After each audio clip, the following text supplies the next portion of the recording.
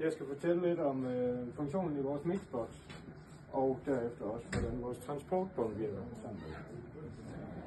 Man starter med at trykke reset nødstop, og man trykker start, og så går man ned til sin sensor her, og så kører transportbåndet den vej over. Den skulle gerne ramme en sensor herover, så vores emne står og venter i 10 sekunder. Og så skulle den gerne køre baglæns. Efter de her 10 sekunder. Den kom der. Og så skulle emnet gerne køre tilbage igen og ramme sensoren. For at vi får den her til at køre igen, så trykker man på sensoren igen, og så kører den baglæns.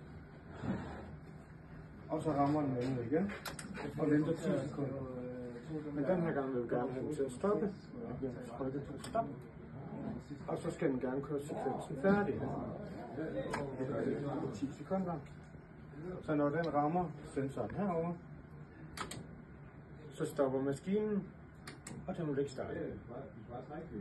En anden måde, man kan stoppe den på, det er jo selvfølgelig ved at trykke nødstoppet ind. Sådan der.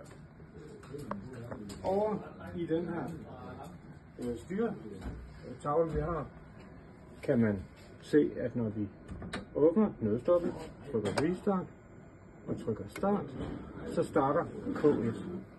Vi rammer sensoren, og den kører henad.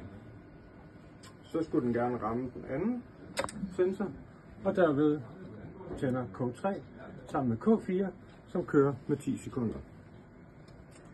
Så venter vi lige 10 sekunder på det.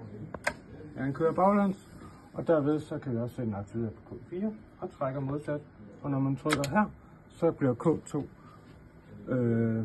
aktiveret kort. Det var sådan det virker. Ja, tak.